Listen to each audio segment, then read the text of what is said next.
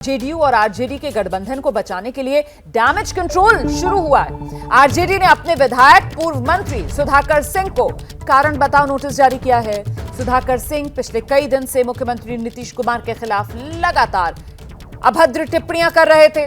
Party ने उनसे 15 दिन के भीतर जवाब देने को कहा है। इस नोटिस में सुधाकर सिंह की तरफ से गठबंधन धर्म की मर्यादा का उल्लंघन करने और आपत्तिजनक बयान से आरजेडी के बड़े वर्ग को आहत करने की बातें गिनाई गई। आरजेडी के अध्यक्ष लालू प्रसाद यादव के कहने पर पार्टी के महासचिव अब्दुल बारी सिद्दीकी ने यह नोटिस जारी किया है। पिछले कई दिन से जेडीयू सुधाकर सिंह पर कार्रवाई की मांग कर रही थी।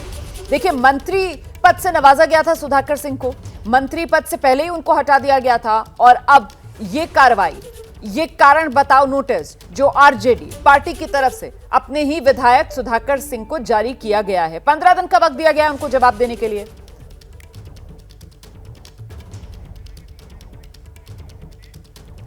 तो सुधाकर सिंह को नोटिस जारी करने पर आरजेडी के प्रवक्ता मृत्युंजय तिवारी का कहना है कि जो लोग भी गठबंधन धर्म के खिलाफ बोलेंगे उन पर कार्रवाई तो होगी।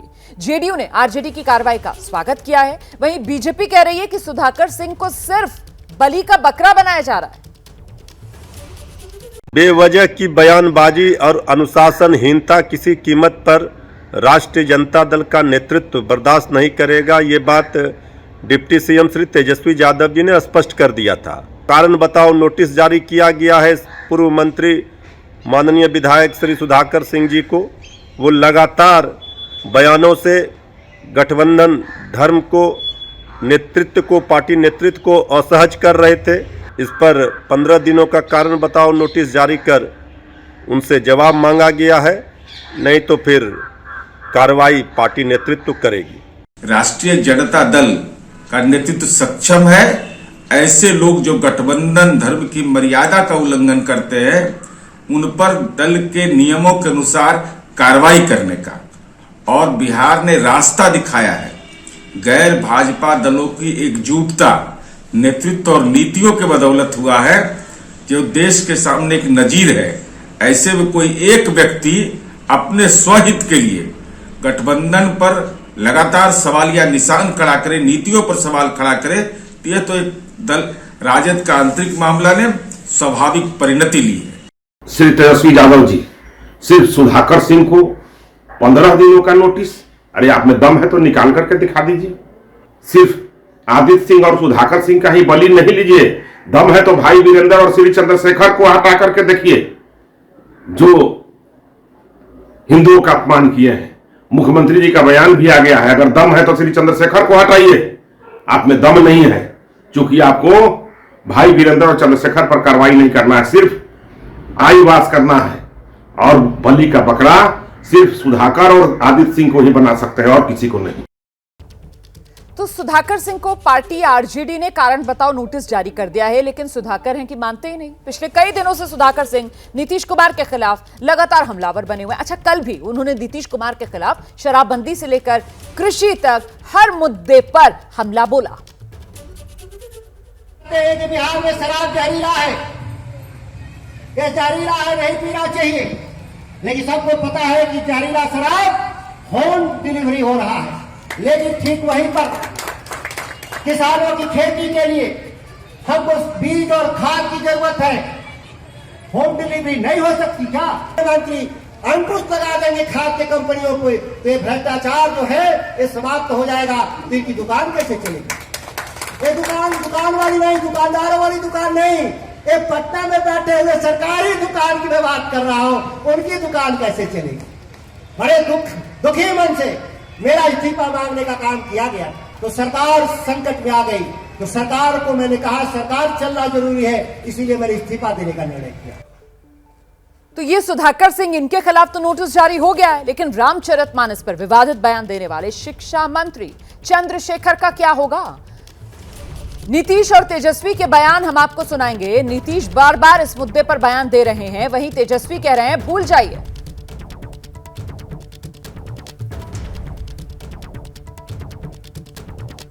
पर कोई विवाद नहीं करना सर, चाहिए। आप और आप जानते से हैं पूछेंगे कि कुछ क्यों भी उन्होंने नहीं, आप कहा है। अच्छी तरह जानते हैं कि हम लोगों का व्यू है कोई भी धर्म को मानने वाला हो उसमें किसी भी तरह तक उसमें इंटरफेरेंस नहीं करना चाहिए। वो सब लोग जिस ढंग से भी धर्म का पालन करते हैं धर्म का पालन करें, सबको इज्जत मिलनी चाहिए, इसमें किसी तरह का हस्तक्षेप नहीं करना चाहिए।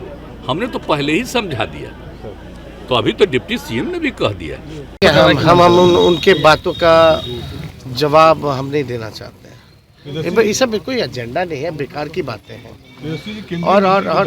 और ये सब कितना दिन तक आप लोग एक ही बात को लेकर के खींचते रहिएगा अपने? ये कोई एजेंडा है क्या?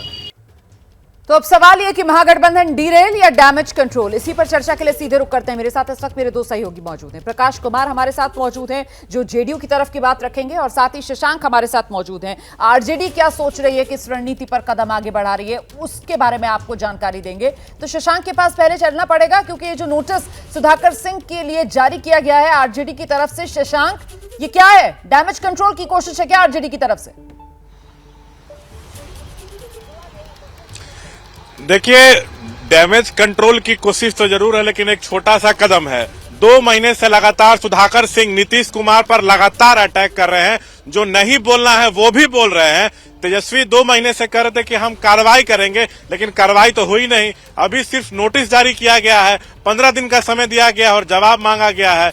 नीरज कुमार जदयू के मुख्य प्रवक्ता हैं, वो कह रहे हैं कि ये नोटिस जारी करना आरजेडी का अंदरूनी मामला है, तो इससे तो जदयू ही खुद खुश नहीं। जदयू तो शायद चाह रही है कि डायरेक्ट इन पर एक्शन, इनको पार्टी से निकाला जाए। तो देर से उठाया गया कदम है, लेकिन एक छोटा कदम है। इतना बयानबाजी के बाद शायद सीधा एक्शन होना चाहिए था, ये शायद जदयू उम्मीद कर रही थी, लेकिन नोटिस जारी करके पास प्रकाश कुमार का रुख करेंगे। तो प्रकाश, क्या माना जाए, जिस तरीके से शशांक कह रहे हैं कि साहब ये नोटिस खानापूर्ति से ज्यादा कुछ लगती नहीं है, ऐसे में महागठबंधन क्या ये एकजुटता खटाई में पड़ सकती है? देखिए रोमाना, ये बिहार की राजनीति फिलहाल एक वेब सीरीज बन गया है और सीरियल की तरह। फिलहाल तो 15 दिन का मौका मिल चुका है और ये आगे भी चलता रहेगा। ये नीरज सिंह है जो हमें मिल गए हैं रास्ते में। आप बताइए कि कहाँ जा रहे हैं अभी? नहीं, हम तो महावीर मंदिर है, पंचमुखी हनुमान जी हैं, और मैं लगातार वहाँ जाता हूँ, क्योंकि मेरे डेरा के निकटस्थ है, मैं वहाँ जाते रहता हूँ। लेकिन आपके जो मुख्यमंत्री हैं बिहार के, वो कह रहे हैं कि शिक्षा मंत्री को बयान वापस लेना चाहिए, और तेजस्वी यादव कह रहे हैं कि इसका कोई मतलब नहीं है, इस मामले को बेकार में तुल दिया जा रहा है। देखिए, मैं मीडिया से उन्होंने बात किया है, और पार्टी के नहीं, महागठबंधन के शीर्ष नेता हैं और सर्वानुमति के आधार पर नेता हैं। तो मैंने वो बयान नहीं देखा है कि क्या है बयान, लेकिन महत्वपूर्ण है कि अगर उन्होंने मीडिया से बातचीत करते हुए अपनी बात को, राय को व्यक्त किया है, तो वह तो एक सर्वानुमति की राय होनी चाहिए। हमारी अपेक्षा तो यह जरूर रहेगी। आप कह रहे हैं बयान वापस लेने, और बयान वापस लेने के बजाय वो तो ये कह रहे हैं कि मैं अड़ा हूँ, खड़ा हूँ सत्य पर। नहीं, अब वो क्या बोलते हैं, तब तो डॉक्टर भीमराव अंबेडकर को भी नहीं मान रहे हैं, न लोहिया को मान रहे हैं, न गांधी को मान रहे हैं।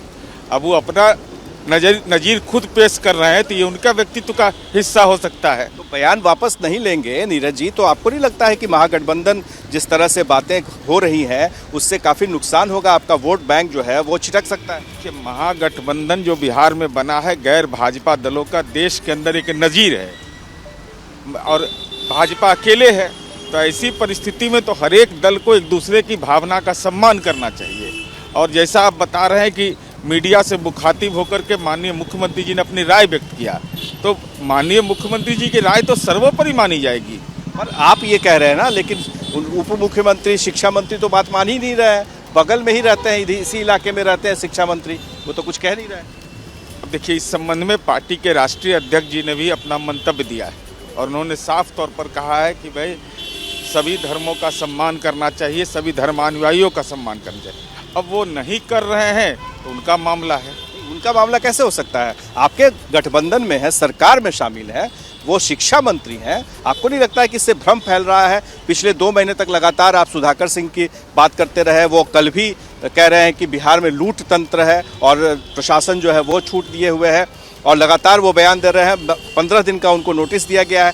शिक्षा मंत्री के खिलाफ में जिस तरह का वातावरण तैयार हुआ है, आपको लगता है कि उनको बयान वापस लेना चाहिए, माफी मांगनी चाहिए? हमारी यह समझ है कि जब महागठबंधन के घटक दल और ये तमाम लोग आपसे ये अपेक्षा कर रहे हैं कि ऐसे जो धार्मिक भावनाओं से जुड़े मामले होते हैं, धार्मिक मान्यताओं से जुड़े मामले होते हैं, अकारण विवाद नहीं खड़ा करना चाहिए। जब ये तो अपेक्षा तो बिहार के आम लोगों क्या है, तो हम तो उम्मीद यही करेंगे कि भाई ऐसे मंतव्य जो सामाजिक सद्भाव में कहीं न कहीं खलल डालता हो, तो ऐसे मंतव्य के बारे में उनको विचार जरूर करना चाहिए। प्रकाश जी, अगर वो नहीं करते हैं ऐसा, तो आपको लगता है कि मुख्यमंत्री को ये कदम उठाना पड़ेगा? मेरी तरफ से सवाल पूछिए ना, सीधा नीरज जी से पूछिए ना कि गठबंधन धर्म जो है उसको निभा रहे हैं जेडीयू, बढ़िया है, लेकिन मुख्यमंत्री को क्या रोक रहा है? रामचरितमानस को लेकर इस तरीके का बयान देते हैं, मुख्यमंत्री का अधिकार है ना, हटाएं फिर ऐसे मंत्री को अपने मंत्रिमंडल से।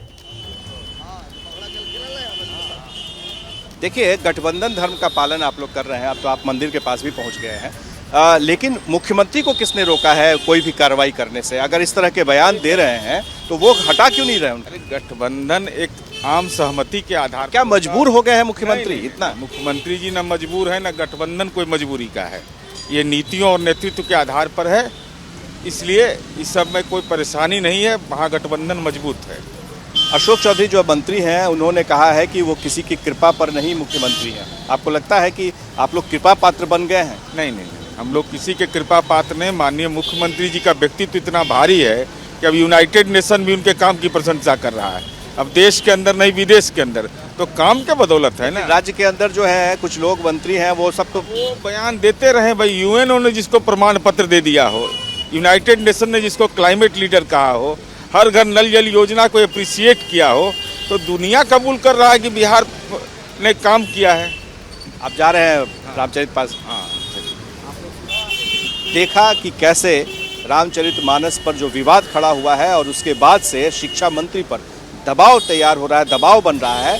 पहली दबाव बनाने में कामयाब रहे हैं जेडीयू के नेता सुधाकर सिंह को फिलहाल 15 दिन का नोटिस भेजा गया है। आमतौर पे 7 दिनों का नोटिस दिया जाता है, लेकिन 15 दिन काफ़ी बड़ा वक्त होता है। इतना वक्त दिया गया है, शायद बीच में कुछ बात बन जाए, इसकी भी कोशिश हो सकती है।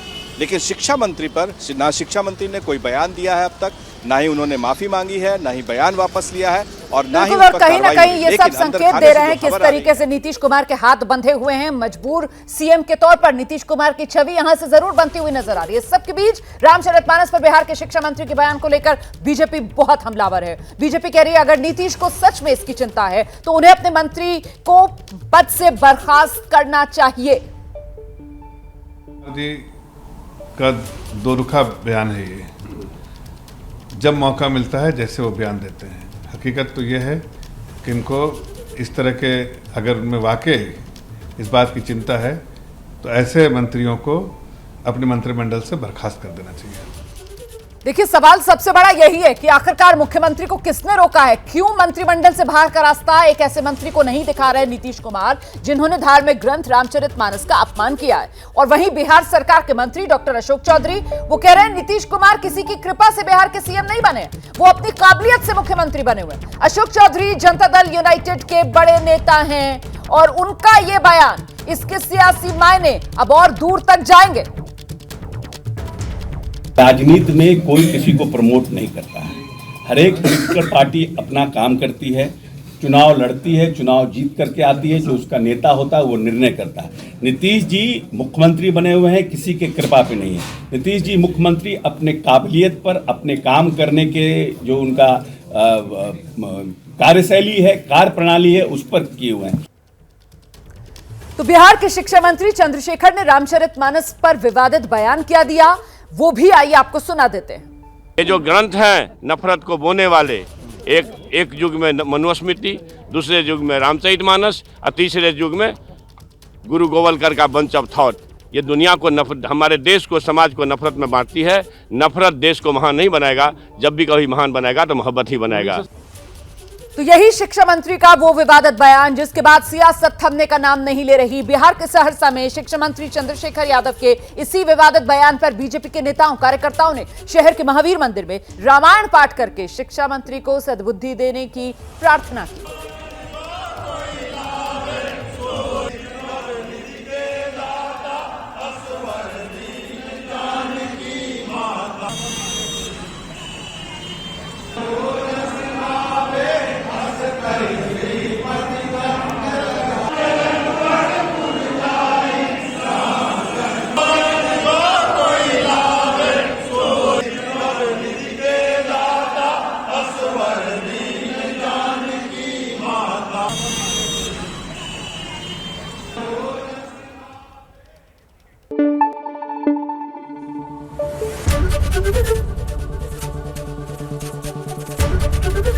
एबीपी न्यूज आपको रखे आगे।